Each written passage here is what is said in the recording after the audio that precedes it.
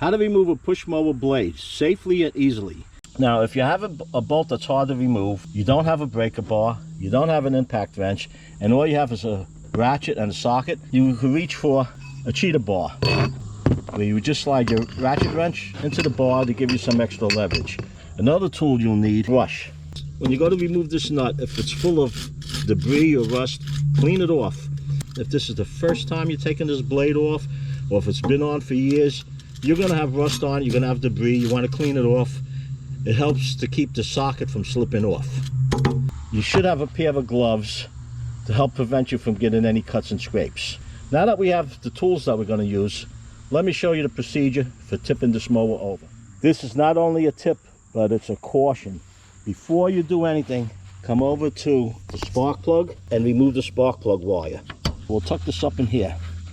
As far as the gas, this machine's an older model. Some of the newer models have the gas tank on top, around the side. Same procedure, either empty the gas tank or put a piece of plastic under the cap to keep the gas from spilling out when you tip it over. Here's another tip. I keep this piece of plastic on here when I'm not using the mower. I found it keeps water from collecting in the gas tank. Next, you want to tip it over with the carburetor side facing up. You don't want to tip it this direction onto the carburetor side. You want to tip it away from the carburetor.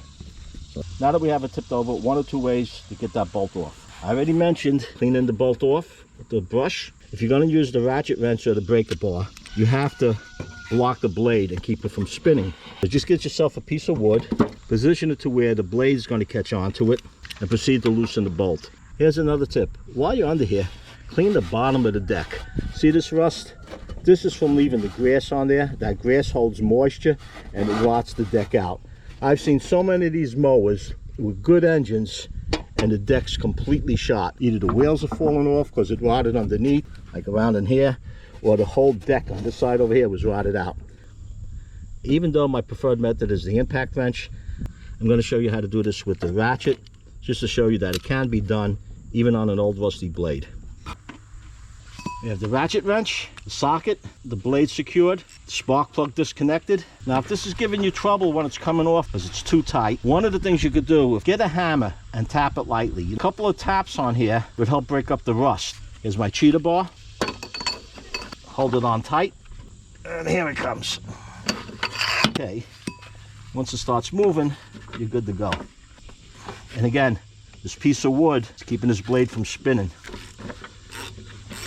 Now I'm taking this blade off, it's got to be sharpened. That'll be in another video. I have a new tool to sharpen with, and I'll be doing a tool review on that.